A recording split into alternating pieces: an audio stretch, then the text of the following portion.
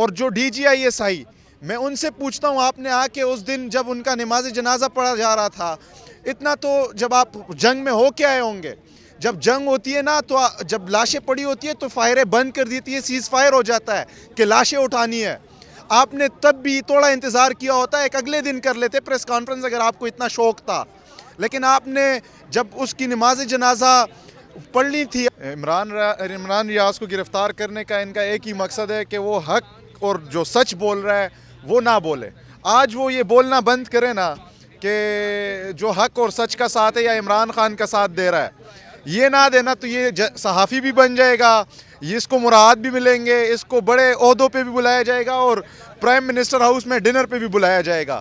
लेकिन अब हक और सच बोल रहा है या इनके ख़िलाफ़ बोल रहा है तो मरियम नवाज़ ने भी बयान दिया है कि ये सहाफ़ी नहीं है। और मरियम नवाज़ आपको कौन सियासतदान मानते हैं? आपको तो अपने पार्टी के शायद खाकान अब्बासी, वो सीनियर रहनुमा, वो नहीं मानते आपको सियासतदान, तो आपको किसने ये इख्तियार दिया है कि जो इमरान रियाज जो लोअर रैंक से लेके ऊपर आया है, नाम कमाया है उसने, वो ऐसे घर से है कि लोअर मिडिल क्लास की फैमिली से वो हो के उसने मेहनत की, वो चेक पोस्टों पे गया, फ़ौज के साथ खड़ा रहा अरशद शरीफ की तरह, और उसने अपना नाम कमाया है अपने काम से, अपने फ़राइज़ सर अंजाम दे के, और आप कहती है कि ये सहाफ़ी नहीं है। और शर्म करो, आप सियासतदान भी नहीं हो। आप कहते हो, मैं क्या समझते हैं मेन वजह क्या है, कौन सी ऐसी खास बात थी जिस पे इमरान रियाज साहब को दोबारा से गिरफ्तार करना पड़ा? वो FIR आपने देखा है कि उन्होंने कहा है कि ये जो जनरल बाजवा रिटायर हुए हैं उनके बारे में उन्होंने बातें की है। तो उसमें क्या है, वो FIR आप पढ़ लें, उसमें कहते हैं कि वो जो जनरल बाजवा ने आखिरी तकरीर की थी कि हमारा सियासत से कोई लेना देना नहीं है। तो इमरान रियाज एक उसमें खड़ा है कॉन्फ्रेंस में और लोगों से पूछ रहा है कि आपका क्या है, इस पर रद्द अमल है। बयान जो आर्मी चीफ ने दिया है उस पे अवाम ने जो रद्द अमल देना था, सिर्फ इमरान रियाज ने सवाल किया अवाम से, बाकी अवाम के राय को तो वो नहीं बदल सकता, ना उनके कहने पे अवाम ने वो राय दी है जो इमरान रियाज पे इन्होंने पर्चा जिस चीज़ का काटा है। लेकिन बात यह है कि इस वक्त फस्तैयत है, जो भी इनके ख़िलाफ़, हुकूमत के ख़िलाफ़ और जो इदारों के ख़िलाफ़ और ताकतवर लोगों के ख़िलाफ़ बोलेगा वो उसकी बोलती बंद करेंगे। जिस तरह मुझे ये मुकाम आज भी याद है, मैं आखिरी बार इमरान रियाज को जब गिरफ़्तार किया था ईद से पहले, तो हम इधर आए थे और अरशद शरीफ साहब खड़े थे, उन्होंने यहाँ पे एहतजाज में हिस्सा लिया था, उन्होंने ही वो एहतजाज बुलाया था। लेकिन आज वो हमारे साथ नहीं है। क्यों नहीं है? इन्होंने ज़मीन तंग की थी। और जो DGISI, मैं उनसे पूछता हूँ, आपने आके उस दिन जब उनका नमाज जनाजा पढ़ा जा रहा था, इतना तो जब आप जंग में हो के आए होंगे, जब जंग होती है ना, तो जब लाशें पड़ी होती है तो फायरें बंद कर देती है, सीज़ फायर हो जाता है कि लाशें उठानी है। आपने तब भी थोड़ा इंतज़ार किया होता, एक अगले दिन कर लेते प्रेस कॉन्फ्रेंस अगर आपको इतना शौक़ था। लेकिन आपने जब उसकी नमाज जनाजा पढ़नी थी, आपने उससे 1 घंटा पहले प्रेस कॉन्फ्रेंस कर दी और आपने कहा कि उस पर कोई ज़मीन तंग नहीं थी। तो ज़मीन तंग नहीं थी, उसने क्यों चीफ जस्टिस को ख़त लिखा, उसने क्यों सदर आरिफ अलवी को ख़त लिखा, उस बेचारे को दुबई से किसने निकलवाया, उसको कीनिया क्यों जाना पड़ा?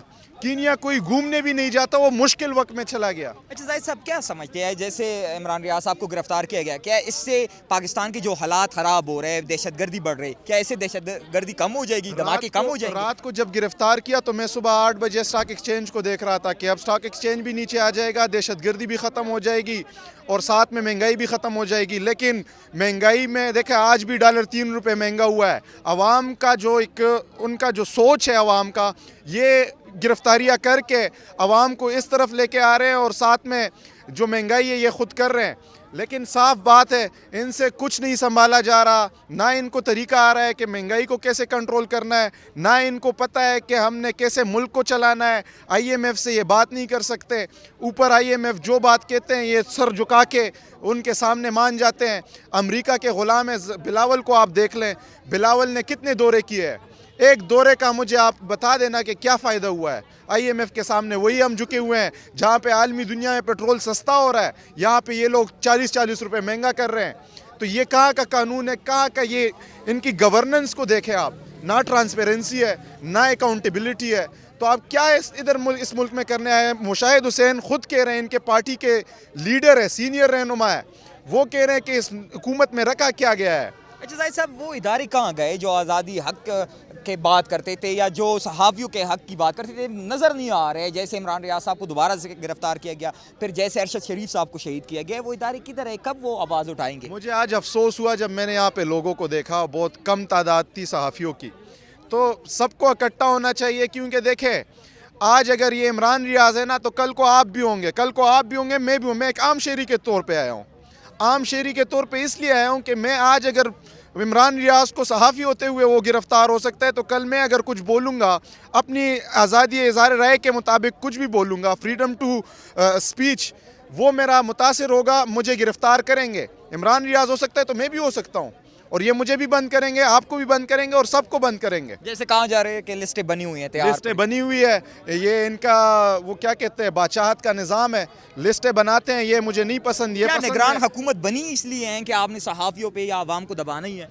यार निगरान हुकूमत की मजाल क्या है, ये पिंडी में जो लोग होते हैं ना, पिंडी में मैं बता रहा हूँ, वो लोग ये सब कुछ कर रहे हैं। सर पिंडी के लोग अभी निगरान- चेंज हो गए, अभी तो आप या वही आप कह रहे सूरत हाल चल रही चेहरा है। बदलने से कुछ नहीं होता, दिल वही है, वो पॉलिसी वही है। अच्छा, जिस तरह पेशावर में धमाका हुआ है, उस धमाके के बाद तरह तरह की बातें हो रही हैं कि ये एक ड्रोन अटैक था। आप क्या समझते हैं, क्या इस तरह की बात की क्लेरिफिकेशन नहीं आनी चाहिए इदारे या हुकूमत की तरफ से? नहीं, उनके आईजी पुलिस ने अभी क्लेरिफिकेशन दे दिया, इवन उसने वो फोटेजेस भी जारी कर दिए। वो पुलिस की वर्दी में आया है मोटरसाइकिल पे। लेकिन अब बात यह है कि देखें, इतने सिक्योर जगह को अगर आप सिक्योर नहीं कर सकते, वहाँ पे आप ख़ुद भी मौजूद होते हैं, आपका सीसीपीओ भी मौजूद होता है, अगर वो महफूज नहीं है, तो एक आम शहरी जो बाहर सब्ज़ी मंडी में बैठा है, जो एक बाहर दुकानदार है, या आम शहरी है, स्कूल जाता है, बच्चा जाता है स्कूल, वो कैसे महफूज होगा? इस मुल्क में जो दहशतगर्दी वापस आ रही है, इस पे सवालात उठ रहे हैं। ये छोड़े कि कैसे हुआ, किस तरह हुआ तो है ना। मेरे पाकिस्तानियों का खून तो बहा है ना, मेरे नौजवानों का खून तो बहा है। इसका अब क्या कि ड्रोन आए या जो भी आए, आप तहकीकात करें, आप पकड़े उसको, और आइंदा से ऐसे जो वाक़यात होते हैं उनको आप कंट्रोल करें। ये इंटेलिजेंस एजेंसियाँ किस चीज़ पे लगी है? ये प्रेस कॉन्फ्रेंस करना DGI ये सही का काम था? उसका काम था कि उसने दहशतगर्दी को निमटना था। उसने इंटेलिजेंस, देखिए खुदकश बमबार को सिर्फ इंटेलिजेंस से आप रोक सकते हैं, क्योंकि वो एक दफ़ा बाहर आ जाता है, मैदान में आ जाता है, उसको आप पकड़ते हैं, वो ब्लास्ट करते हैं अपने आप को। वो चाहे आप I-10 को देख लेना, I-10 में जो हुआ इधर इस्लामाबाद में, वो आया था किसी और जगह पे, उसने इस्लामाबाद में करना था जहाँ पे भी उसका टारगेट था, लेकिन उसको पुलिस ने जब पकड़ा उसने उड़ा दिया अपने आप को। अगर इंटेलिजेंस बेहतर होती, जहाँ से ये आ रहा था उसी मुकाम पे पकड़ लेते, उसी नेटवर्क को उधर ही फेल करते, तो ये सब कुछ ना होता। इसी तरह जो पेशावर में हुआ, इनको चाहिए कि नेटवर्क को पकड़े। इंटेलिजेंस हमारी मजबूत होगी तो हम मजबूत होंगे, लेकिन हमारी इंटेलिजेंस एजेंसियाँ सियासी है इस वक्त। अच्छा जाहिद साहब, एक आखिरी सवाल, जिस तरह इमरान खान साहब ने पंजाब और KP असेंबली तहलील की थी, मकसद यही था कि हुकूमत मजबूर हो जाए कि वो जनरल इलेक्शन करे, पर इस टाइम इलेक्शन का कोई मूड उनका नज़र नहीं आ रहा। क्या समझते हैं क्या होगा आगे? अभी जिस तरह हम सबको लग रहा है ना कि कुछ भी नहीं होगा, 90 दिन का इंतज़ार करें आप। 90 दिन में अगर ये इलेक्शन नहीं कराते तो आर्टिकल 6 लगेगा। सर कौन सा आर्टिकल 6? जो अदालत को नहीं मानते, अदालत कह रहे हैं आप फवाद चौधरी को हाजिर करो, वो नहीं हाजिर करते, तो वो आर्टिकल 6 से क्या डरेंगे? जरा एनालिसिस करें ना।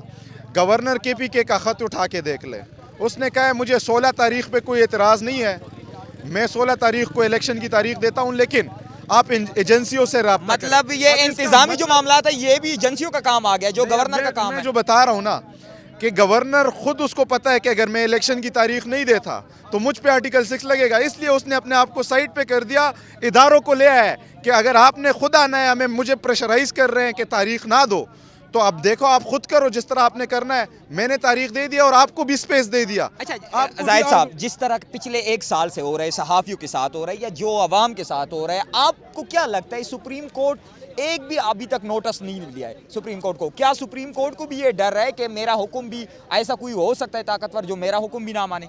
सुप्रीम कोर्ट 9 अप्रैल को रात को जागी थी, उसके बाद उनकी नींद नहीं पूरी हुई, अभी तक वो सो रहे हैं।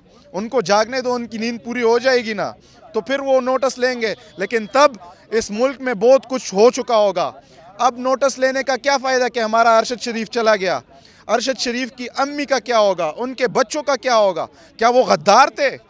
उनको पकड़े ना जिन्होंने गद्दारी के मुकदमे कराए थे।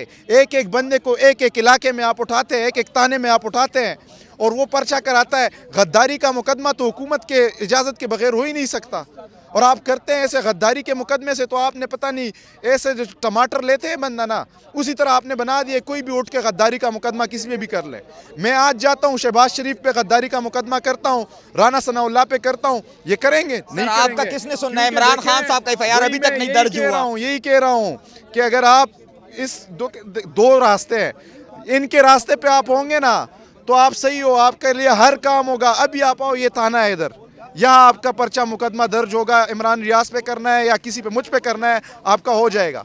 लेकिन अगर आप दूसरे साइड पे हो तो आपका कोई मुकदमा कोई आपकी सुनेगा भी नहीं, आप तो फिर सहाफ़ी भी नहीं हो। मैं ये कह रहा हूँ। सर, एक वज़ीर आज़म का अगर मुकदमा किसी ने नहीं सुनना है तो मैं और आप क्या है उसकी नज़र में? नहीं, इमरान खान एक वज़ीर आज़म है साबिक, वो हमारे मुल्क को 45-40 साल से रिप्रेजेंट करता है। हम जानते हैं उनको, सारे जानते हैं। करप्शन और ये चीज़ें साइड पे करें, उनकी एक पहचान तो है ना इस मुल्क में, एफर्ट्स है इस मुल्क के लिए, अच्छे बुरे छोड़े इस वक्त। लेकिन क्या हम अपने जो एक हीरो होते हैं हमारे, हम उनके मरने का इंतज़ार करते हैं कि जब वो मरेगा उसके बाद हम आवाज़ उठाएंगे, हम खड़े होंगे?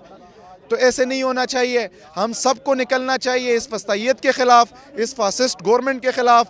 ये पीडीएम को जो एल्फी लगाई है, हैंडलर्स है, इनके ख़िलाफ़ निकलना चाहिए और एक आवाज़ होना चाहिए। क्योंकि अगर हम एक आवाज़ नहीं निकलेंगे एक साथ तो हम टूट जाएंगे, और टूटते देखें वो जो कहते हैं ना कि आप डिवाइड हो जाते हैं ना तो आप पे आसानी से रूल हो सकता है।